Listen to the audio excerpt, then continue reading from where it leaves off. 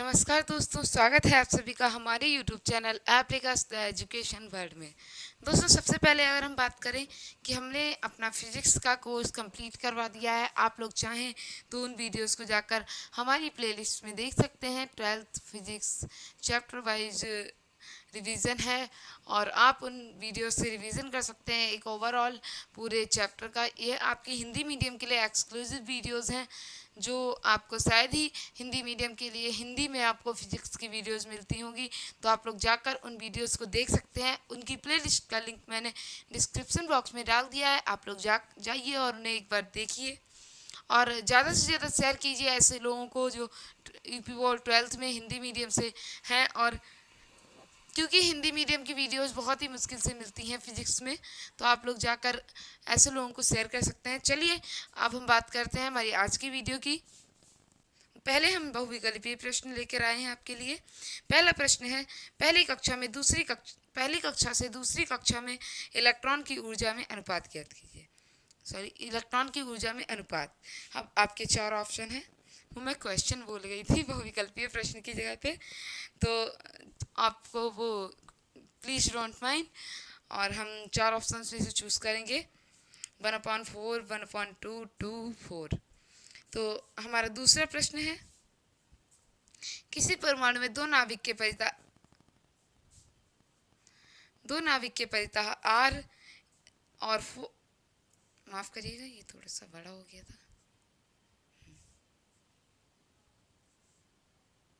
किसी परमाणु में दो नाभिक इलेक्ट्रॉन के परितः r और 4r त्रिज्याओं के वृत्तों में चलते हैं। उनके द्वारा एक पूर्ण चक्कर काटने में समय के अनुपात। पहला आपका ऑप्शन है 1/8, 1/4, 4 और 8। उसके बाद हम आते हैं क्वेश्चन नंबर 3 पर। क्वेश्चन नंबर 3 में हमारा क्वेश्चन है, परमाणु की इलेक्ट्रॉन संरचना में निम्न में से किस प्रकार के विकिरण उत्सर्जित होंगे। पहला है एक्स किरणें, दृश्य प्रकाश, गामा किरणें, परावैंगनी प्रकाश। इसके बाद चौथे प्रश्न पर आते हैं, जब निकाय का ऊर्जा स्तर 2e से e पर आता है तो साथ में दिए चित्रों में से किस परमाणु के ऊर्जा स्तर दिखाए गए हैं तथा एक लैम्डा तरंग दैर्ध्य का फोटॉन उत्सर्जित होता है। 4e/3 से e में संक्रमण से उत्पन्न प्रोटॉन का तरंग दैर्ध्य है। तो ये आपका हो जाता है प्रश्न और आपको इसका चार ऑप्शंस में से आंसर चूज करके लिखना है। उसके बाद हम आते हैं अतिलघु उत्तरीय प्रश्न पर। अतिलघु उत्तरीय प्रश्न में हमारा पहला प्रश्न है, चलिए देख लेते हैं, बोर का आवृत्ति प्रतिबंध लिखिए। हमारा दूसरा प्रश्न है, लैम्डा कण तथा हीलियम परमाणु में क्या अंतर है। उसके बाद हमारा तीसरा प्रश्न है, हाइड्रोजन परमाणु में कब बामर श्रेणी की एक बड़ी रेखा उत्सर्जित होती है। उसके बाद हमारा चौथा प्रश्न है, Li37 के विषय में इलेक्ट्रॉन की न्यूनतम ऊर्जा स्थिति क्या है। चलिए आगे बढ़ते हैं। अति लघु उत्तरीय प्रश्न हमारे कंप्लीट हो चुके हैं। इसके बाद हम बढ़ते हैं लघु उत्तरीय प्रश्न की ओर।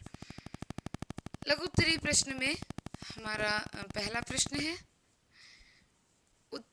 उत्तेजन ऊर्जा की परिभाषा लिखिए। एक ऊर्जा स्तर से दूसरे ऊर्जा स्तर में एक परमाणु को उत्तेजित करने के लिए आवश्यक व्यंजक प्राप्त कीजिए।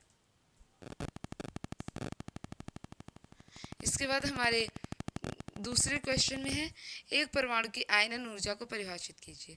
हमारा तीसरा प्रश्न है, ऊर्जा क्वांटीकरण को समझाइए। और उसके बाद हमारा चौथा प्रश्न है, निकटतम अभिगमन दूरी का व्यंजक निकालिए।